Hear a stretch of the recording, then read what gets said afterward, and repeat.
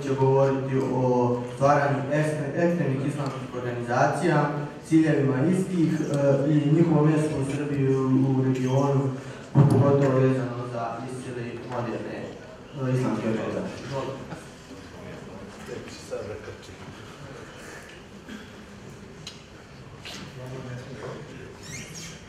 Mogu ja i bez. Slučajno sam se okrenuo, ne da vidim sebe još kad je moj prijatelj Vladislav Jovanović govorio i video, nisam htio da kažem ništa do sada, pazite, latinica. Latinica,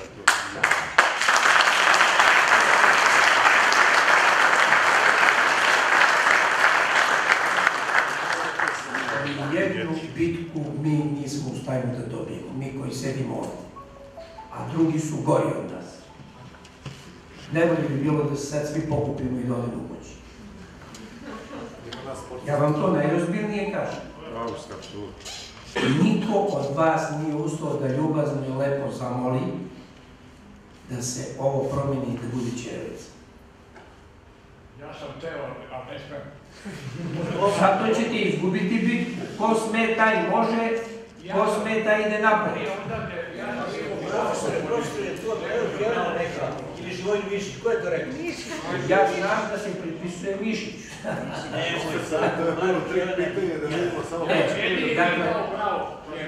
A ja vas molim u redu, ja vas molim, hoću da vam kažem jednu stvar, ali ovo najozbiljnije ću sam. Kad ste poraženi u glavi, onda ste poraženi fizički. Sećam se jedne priče, ima 30 godina, iz Ekspresa. U Mirjevu ovdje. Dva čoveka sa srpskim imenom i prezimenom su se posvadili sa čovekom koji ima muslimansko i albansko ime i prezime, da li je bio Albanac ili muslimanski cigani, ne znam, ali to ime, posvađali su se oko nečeg, došlo do gužve između njih, ovaj Srbin potegne pištolj, ovaj na njih nasrne motkom i prebije ih motkom, jer ovaj Srbin nije smeo da puca. A potegao pištolj. Dakle, kad ste u glavi spremni na poraz, nećete dobiti nijednu bitku. Srbi koji tolerišu latinicu, dakle, pazite, ja vam ovo odgovorim, ja ne pozivam protiv latinice, svaki dan pišem barem sat vremena latinicom, jer kao urednik časopisa na engleskom jeziku stalno korespondiram sa strancima. Ništa mi ne smeta ni hrvatska latinica, da li me razumete? Ali nikada, da li mi to verujete, Miroljub Jeftić ništa nije napisao latinicu. Nikada. Jako sam ponosan na sebe kad sad pogledam svoj udžbenik francuskog jezika, najbolje sam znao francuski u gimnaziji i znate kako deca vole da pišu. Svaku reč koju sam napisao francuski bila je latinicom, sve što sam napisao srpski bilo je ćirilicom. Nikada, da li me razumete, kogod vam kaže da zato što mu treba latinica, on lakše piše i srpski, taj govori nešto što nije tačno, jer ja iz svog ličnog iskustva znam da nemam nikakvih problema kad god se radi o srpskom jeziku, ja isključivo i uvek pišem ćirilicom. Srbija je prepuna latinice. A Republika Srpska, što je još gore, je prepuna latinice. Ja u Republici Srpskoj ne mislim ništa lepo. Ja u Republici Srpskoj mislim gore nego o Srbiji. A znate zašto? Jer ovaj ovdje običan narod ipak nije doživeo Bratunac, ipak nije doživeo borbu za koridor i mogu ga razumeti kad trpi latinicu. Ali ne mogu razumeti one koji su ginuli na koridoru i one koji su klani u Kravici kad danas pišu latinicu. Molim vas, ja u Republiku Srpsku idem stalno. Sve je osim na državnim institucijama latinicu. Prodajem debele svinje, ko ćemo ih kupiti? Muslimani kupuju svinje latinicu. Prodajem sijeno, iznajmljujem šatoru za svadbu, svuda i samo latinica.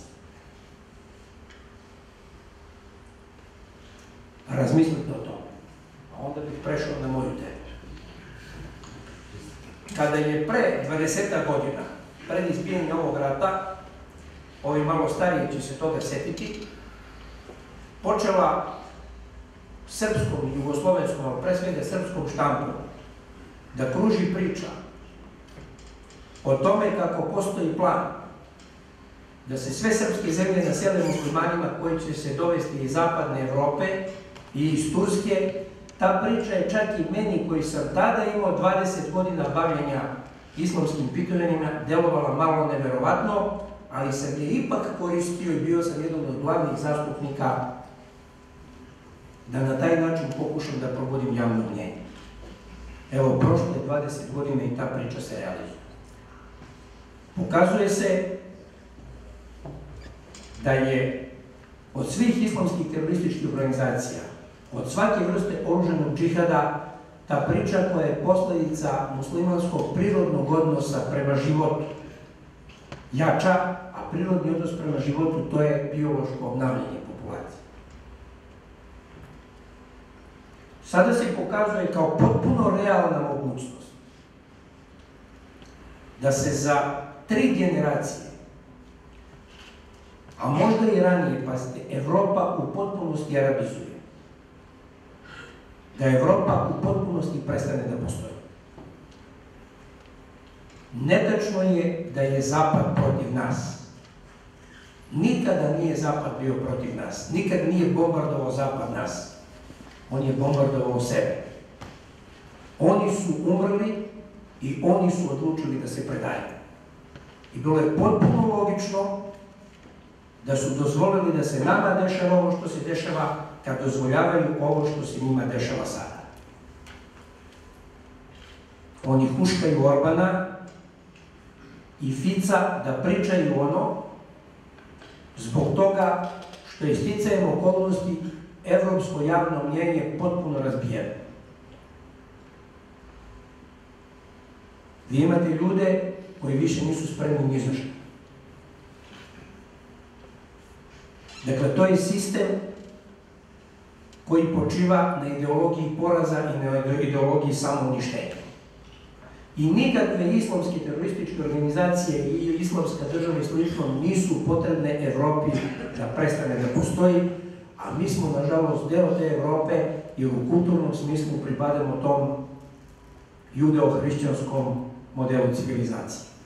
Dragi moji prijatelji, kad sam pre neki dan sreo svog jednog prijatelja beogradskog Jevrejina, neću da mu spomenem na veze, koga jako cenim, sreli smo se kod Beograđanke, on ima vrlo mnogo rođaka u Izraelu i znam da često ide u Izrael i ja sam ga pitao kad ćeš u naš dragi Izrael? Izrael je meni zaista veoma draga zemlja. Fantastično, fascinantno. Bio sam u Izraelu.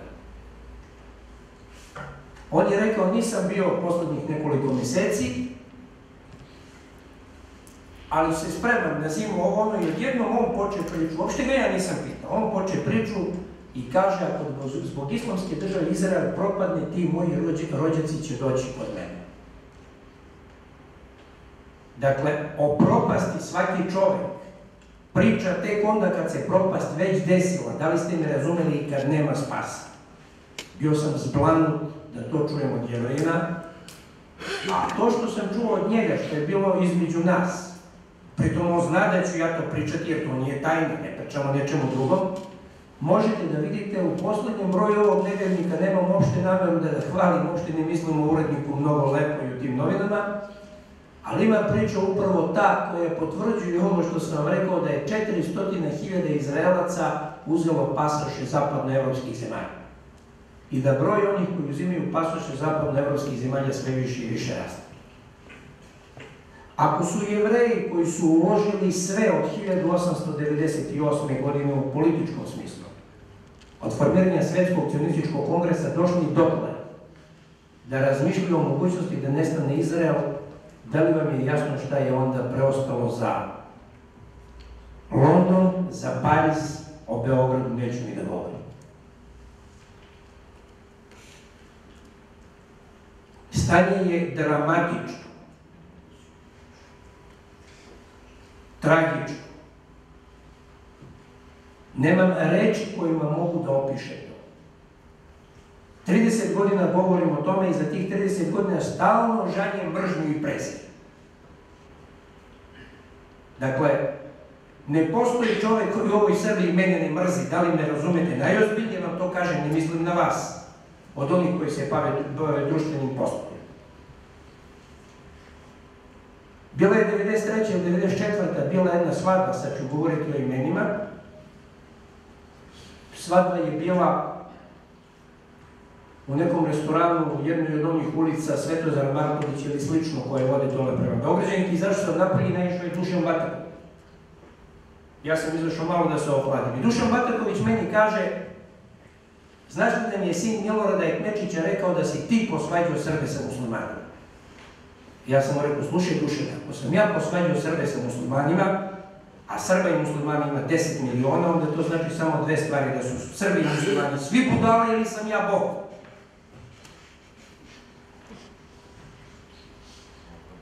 On to nije mogao da kaže da mu to nije rekao otac. Ja sam mislio što čuo da je to rekao sin. Ali to hoću da vam kažem. Spomenuo je Đurić da smo pre neki dan bili na nekom skupu koji je organizovao vladika Amfilohije i sedimo, Amfilohije, Bataković i ja, Amfilohije u sredini, i razgovaramo i kaže Bataković Amfilohiju, jel znate, preosvećeni, kako smo zvali Miroljuba Jeftića? Kaže, Jefta džihad, to me je bio sinonim. Jer je on uporno, čovjek kaže sad postignut govor, uporno je govorio, on je stalno govorio džihad, džihad, džihad, džihad, džihad, svima se popao na glavu. Kaže, prerano je za kukurika. Da li me razumije? To je priča koju sam hteo da vam kažem. To mi je isto, kad smo se videli jednom za ručku nekom u Zvorniku, rekao general Pandurević, koji je bio moj doktorant, koji kaže, uporno sve u vreme profesor Jeftić govori, muslimani, muslimani, muslimani, muslimani. A kako ću, ne znam da li sam prošli put rekao, pazite, kad se nalazim, ja mislim da jesam to, dobro je to ponoviti, nalazim se u rovovima iznad Gorana. I svi ovi naši koji ratuju u tim rovovima, pazite, vi kad ih pitate s kim vi ratujete, oni kažu ratujemo s ustašama. A u Goraždu nema ni jednog Hrvata. Sad zamislite američkog novinara koji je pročitao 3 teksta o ustašama i došao da uzme $300 dnevnice, koji dođe dole i pita te srpski ratnike, intervjuiše i s kim ratujete, oni kažu pa ratujemo s ustašama. On kaže aha, ustaši Hrvati. I šalje izveštaj kako u Goraždu Srbi napadaju Hrvati. Muslimani nigde ne postoje, pazite, oni nisu faktor, nema ih. I onda 95. godine cap Srbi pokolju muslimane koji uopšte nisu učestvovali u ratu u Srebrenici. Mirne i nebe. Gledajte sad ovu priču. Danas sam sreo jednog poslanika Skupštine Srbije. Ne, poslaću mu to, dao mi je vizit kartu da mu to kažem iz SNS-a. I ja mu pričam za priču. Ma nema veze, ljudi, pa nemojte deliti to na partiji, svuda ima dobrih i loših ljudi i šićarđi i ovo ono. I ja mu ispričam glavnu stvar. Volim da to čuje gospodin Jovanović.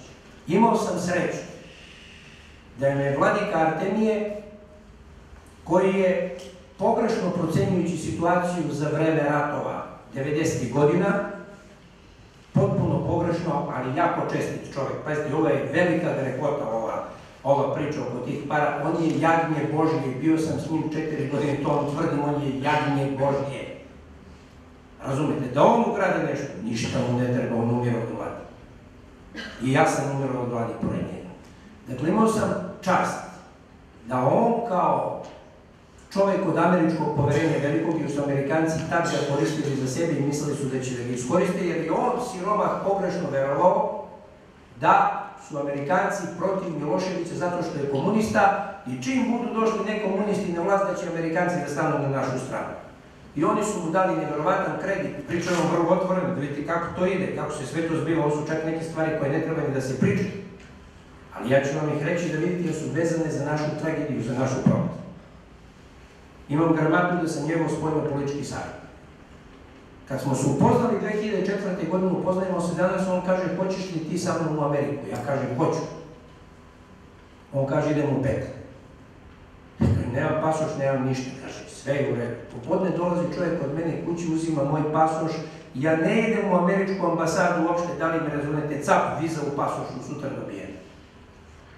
Shvatate kakva je bila priča. Ali tu su se Amerikanci prešli, nisu ukapirali da je vladika Artemije video. To je bilo vreme kad je došao, kako se zove, Đinđić. Da Amerikanci nastavljaju politiku goru. Pazite, to je ono što je bitno. Politika koju su Sjedinjene Američke Države i Zapad posle 5. oktobra sprovodile ovde je gora prema njima nego što je bila prema Miloševiću.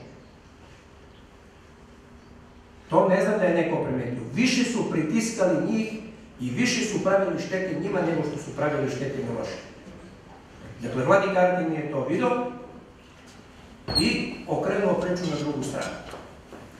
I ja sam sa njim 4 godine išao, po 3-4 puta sam bio u Americi, verujte mi, zgabio mi se onaj senat koji gledate uvek na televiziji. Mesec dana, recimo, u senatu smo po ceo dan, nema kongresmena i nema senatora u čiju kancelariju nisam ušao. Stvarno. U Beloj kući sam doživeo, pazite, što niko ne bi smeo da uradi kad vladika lupa štakom o stoji i kaže lažeš! Tim rečima mi kaže lažeš! Verujte. Ozbiljno vam kažem, jer su ga dovodili do besa, pazite. Ali imaju obzira prema njemu, a doživljavao sam da se meni delu. On se drao njima, a meni se delu u njegovom prisustvu u Ministarstvu inostranih poslova da sam se bojao da će da mu vapsiti. Ne pričam vam to bez veze, vidjet ćete zbog čega. Dakle, politiku Sjedinjenih Američkih Država prema ovako malim zemljama kao što smo mi, a čak i prema velikim vode think tank institut. Zašto? Zato što Obama i ne zna, a Bush pogotovo ne pravi razliku između Danske i Belgije, razumete? I on, dakle, ne treba misliti da postoji neka vlada u senci, jer zaista predsjednik odlučuje o svemu ako hoće. Ne može ga niko naterati osim da ga ubije, to su priče za malu decu.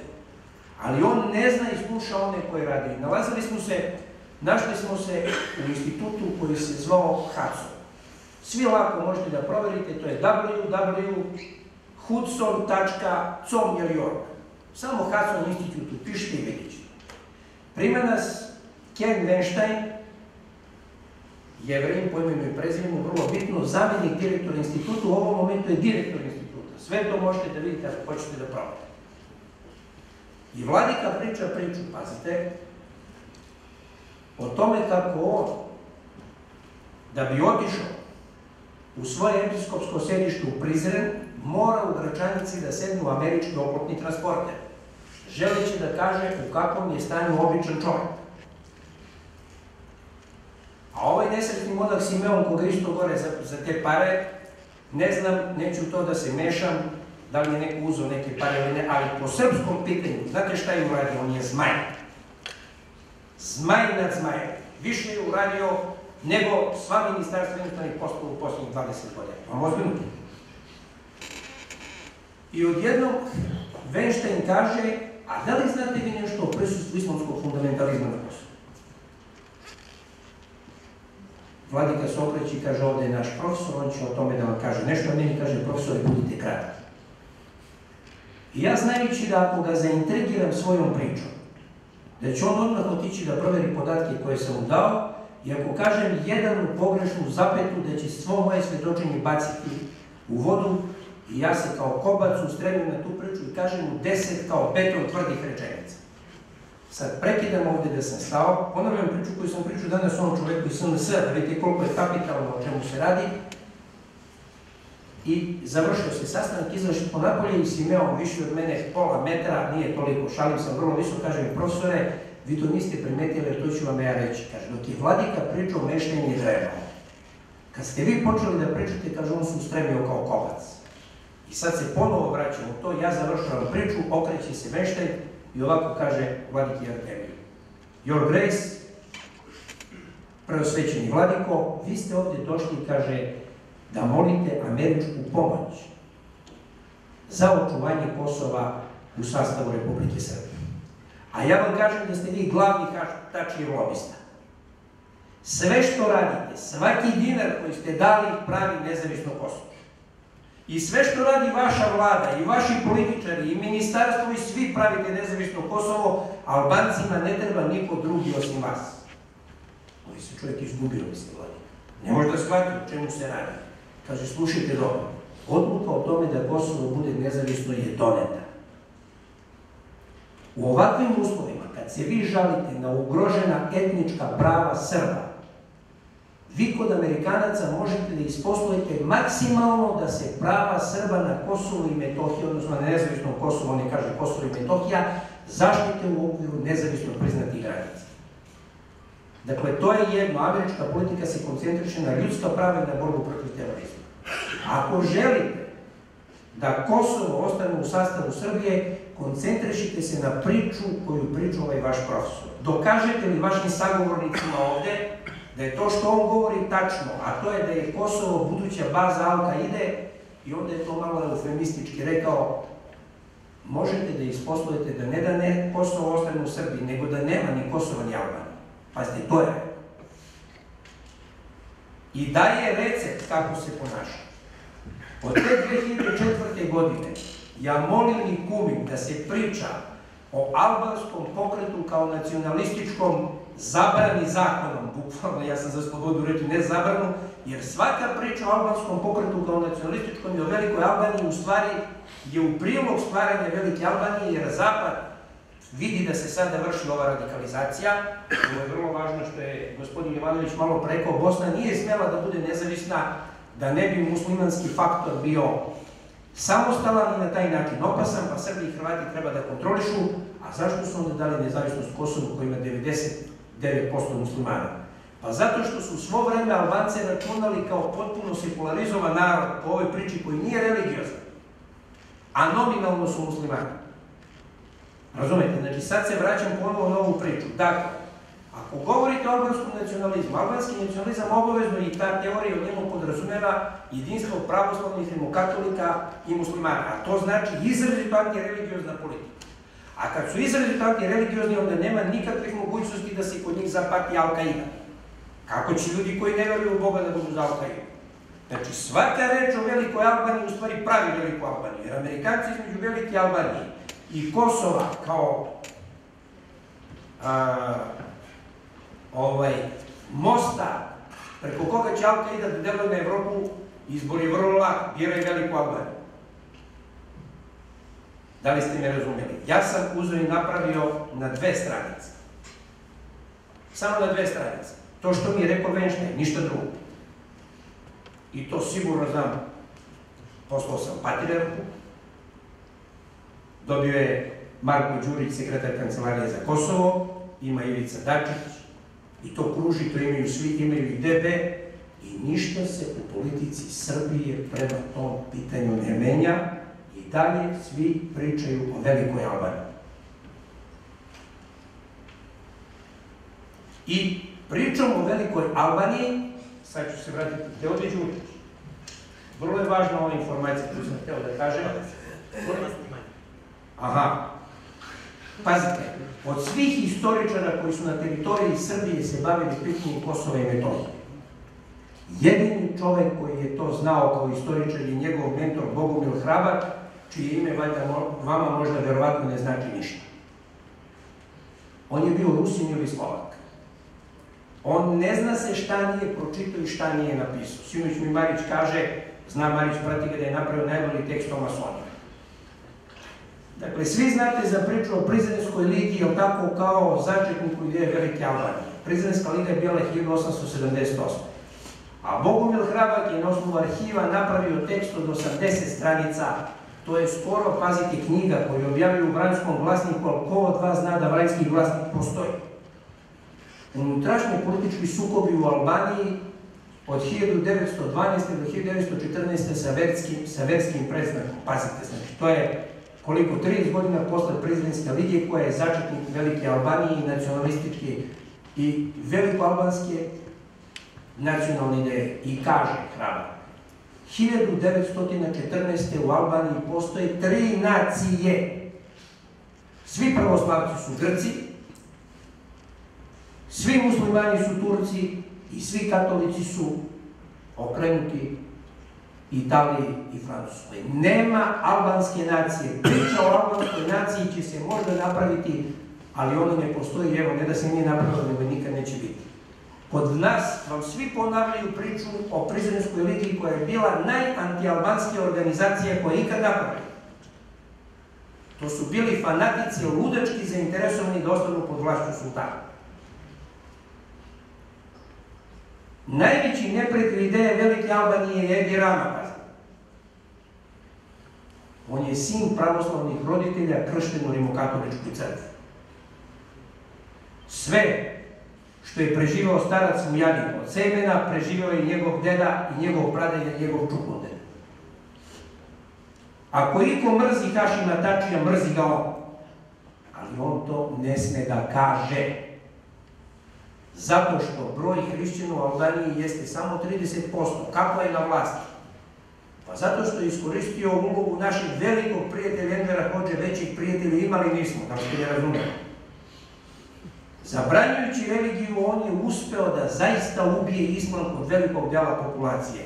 I ti muslimani koji su sekularizovani sad glasaju za Edija Ramu, koji ih u stvari odvaja od islama. I tu se odvija borba, kad bi se ujedinili Albanija i Kosovo, Edi Rama bi nestao s političke scene, razumete?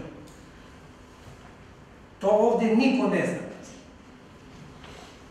Rekao sam, jedini istoričar koji je to znao, to je bio taj nesrećni Bogomil Hrabar, koga su valjda zato što nije bio Srbin, ovi naši gurali, podcenjivali i tako dalje i tako dalje. Ja vama kažem, znači, recept kako rešiti kosmetsko pitanje je dao Venštajn. Ja ga 15 godine pokazujem, niko ne želi da čuje za to. I ovo, znate zašto ovo pričam? Ovo nije za tribinu, ali sad me baš briga, jer očigledno ovo je za tajni rad. Oni koji bi trebali da po tome postupe, njima je sasvim svejedno. Evo ja ću barem da kažem i da napišem, pa neka ljudi čuju, da li ste me razumeli, pa ćemo se jednog dana vidjeti, neko će se vidjeti, da li smo se shvatili. Dakle, vraćam se na to. Islamska država nije problem. Nju bi Rusi i Amerikanci, kad bi htjeli da razviju Rusi, znate koliko je, 10 aviona ruskih učestvuju u tim akcijama. To je bez veze. Problem je cela priča što Evropa ne može da shvati jednu stvar. Evropa ne može da shvati jednu stvar, da svaki islam, i najumereniji, i najradikalniji, po definiciji odbacuje vrednosti koje propagira kao univerzalne ovo savremeno međunarodno pravo. Dakle, islam je neodvojiv od politike, neodvojiv od države.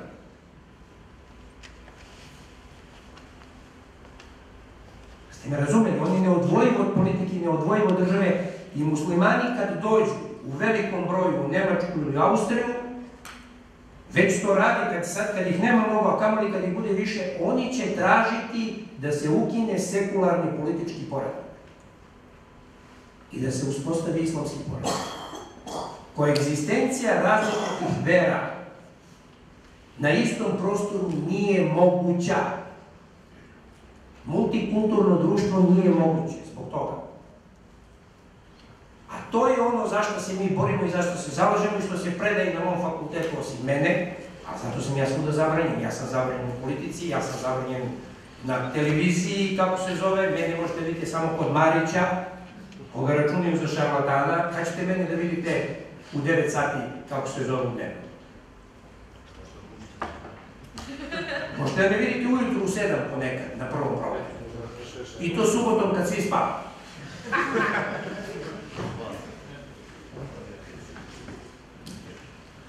I kad razgovaram s jednom novinarkom od ovih neukih, to je vrlo bitno s televizije, jedna od ovih novih, i ja kažem, Jevtić lud, to mi je satisfakcija, kaže, niko profesor. Svi Soroševci kažu, ne samo da niste ludi, nego da ste pametni. Ali me ne. Jeste me razumeli? Zato što ova priča ne sme da se čuje. Dakle, poeta je u tome da ovo što se sad dešava pokazuje da je Evropa odlučila da nestane. A odlučila je da nestane ne samo što je umrla biološki, ne samo što je umrla, kako se zove, ideološki, nego zato što je umrla demografski. Oni ne znaju šta će. Time ću završiti predavanje. 1999. godine su Nemci izneli podatak da svako treće domaćinstvo u Nemačkoj ima jednog člana. Pazite, ne jedno dete, nego jednog člana. Danas je masa tih ljudi, tu su tad bili ljudi mojih godina, pomrla i to su potpuno prazne kuće. Samo dođete, uđite unutra, sve funkcioniše, frižider pun i nastavljate da živite. I to je centralna priča. Evropa sa ovakvim sistemom vrednosti koji je odabrala, odlučila je da nestane i zajedno sa sobom vodi i nas u smrt. Ako se ne opametimo i ne odbacimo taj koncept, ne vratimo se, kako se zove, našim pravoslavnim vrednostima, od nas zaista neće biti ništa.